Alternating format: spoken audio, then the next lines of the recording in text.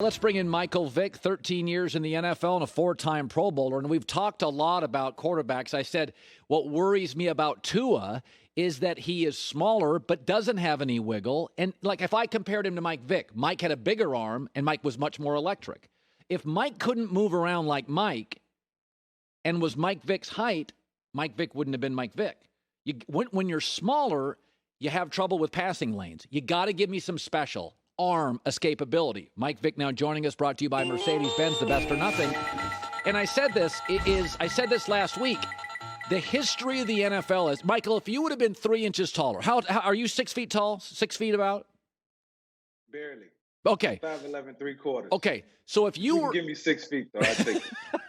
But if you were 6'3" with your escapability, let's be honest, it would have been easier to pass. I watched Tua. Yeah.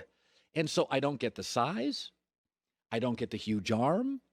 I don't get the escapability. I'm a little bit, I know it's a game. It's not the end of it, but what do you see when you see Tua? You know what? I really sized them up yesterday. And, it's funny. You look totally different when you're in an NFL uniform than you do in a college uniform. When I, looked at Tua at first glance, I was like, he looked a little small, looked a little frail. You need to get his guns up a little bit. So I was a little worried. The fact that Aaron Donald was on the other side in his debut. I'm like, he sort of looked apart, but he don't. And I know his height. I met him before. And like I said, I sized him up. And usually when I meet, mobile quarterbacks, I always look at their frame and what they're working with, because it determines, how long they're going to last. Yep. And some frames bigger than others. So, when I first looked at Tua, I was like, he got to gain a little weight. He's got to get stronger. He's got to get ready for the NFL pounding. Yeah. No, I mean, it's really how I looked at him. Your first glance at something, it matters. Like, you fall in love with people in 30 seconds or 30, whatever it is. First glance matters. And my first glance is, doesn't look very big, not very dynamic, looks a little small. Now let's go to a friend of yours, Lamar Jackson. Since week 1, he's struggling. And we know, we've seen him pass the ball. We know he's dynamic. He's got a lot of it. He can make plays. He is a playmaker. But he is not the same in the last 5 to 6 weeks, Mike. If you talk to him, what do you think's going on with Lamar Jackson? I usually leave guys alone this time of the year because, playing the quarterback position is so personal between you and your coaches, and you got so much going through your head that, the last person you want talking is somebody who has played the game and is trying to tell you what to do, because I'm not in that meeting room. I'm not in that film room. But I do see Lamar having to improve in a lot of different areas. And obviously that's up to the coaches. I think the scheme and what they're doing, teams are, watching them close, and especially the better teams, they want to get in theirs, and they finding ways to shut down what they do best. So Lamar's going to be challenged moving forward. He's going to have to make plays in the passing game, and you got to start to take advantage of those 8-man boxes that you're getting, because I know the boxes have been crowded for the run game. So it's up to the coaches to make this right for Lamar. And I always say this: good coaches make great players greater, and this is what has to happen. Like you say, he has the it factor. You got to get all of it out of him. I like that. That's good. So, maybe it's because I'm from Seattle, but about 3 or 4 years ago, I said we have paid so much attention to Seattle's defense and Pete Carroll and the fans. There were so many big brands around Russell that it's really Russell's team, and the kid's just unbelievable. Right. But we've never seen anything like him, so there's no prototype for him, so we don't just put our arms around him. I'm watching him yesterday. In the red zone, I'm not sure I've ever seen a football player in my life in the red zone like him. I think I don't know how you defend him in the red zone. He is so smart. His twitch, he's mentally twitchy. He's physically twitchy. When by the way, you and him are almost identical sizes.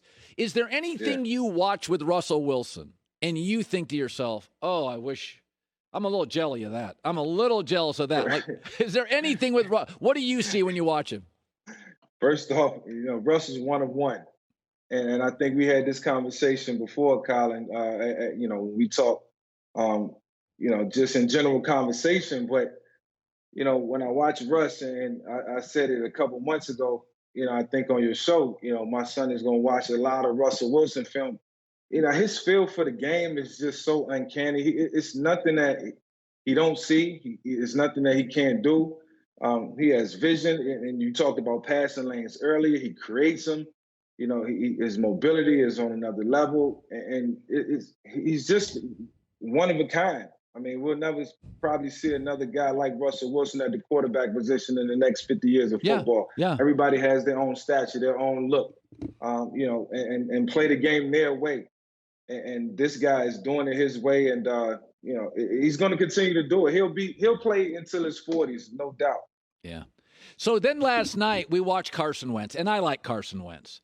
And the staff always makes fun of me because I don't hold interceptions against quarterbacks too much. I think if you're a playmaker, like Baltimore, yesterday Lamar had too many.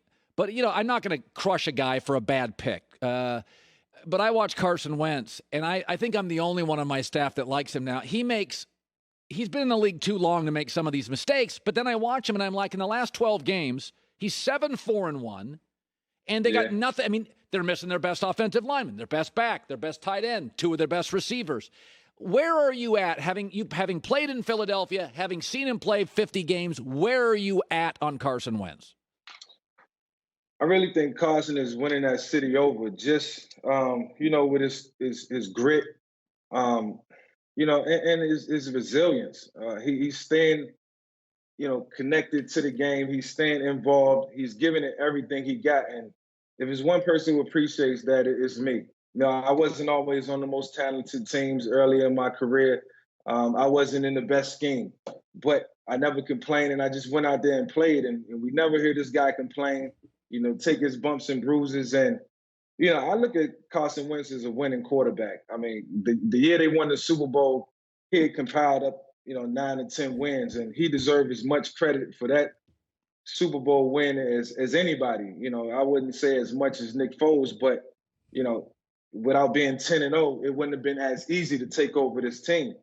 So, this guy's done some great things. I think he's a winner. I think when the Philadelphia Eagles step back and look at this pick and what has transpired with Carson Wentz, they can feel good about it moving forward, and they can continue to build around this guy.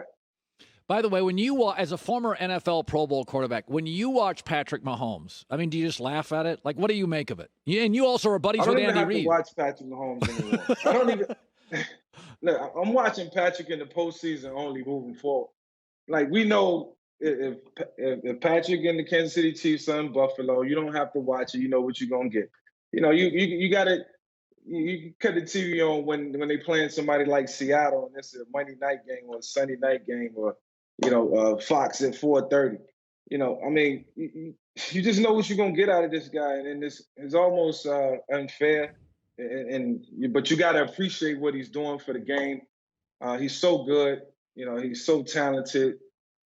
Big time arm. There's nothing he can't do. I mean, similar to Russell Wilson, they're like.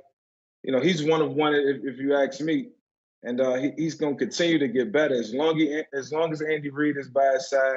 Mike Kafka, he's going to be one of the best, his position respectively. Good seeing you, Michael Vick. Good. Also joins me, Fox NFL Kickoff on Sunday. We'll talk soon, Mike. Talk to you soon. Thanks for having me. All right. Hi, everybody. Thanks for watching. Subscribe here to get the latest from the show. Also, be sure to check out more of the best clips from The Herd or go watch a few segments from other shows on FS1.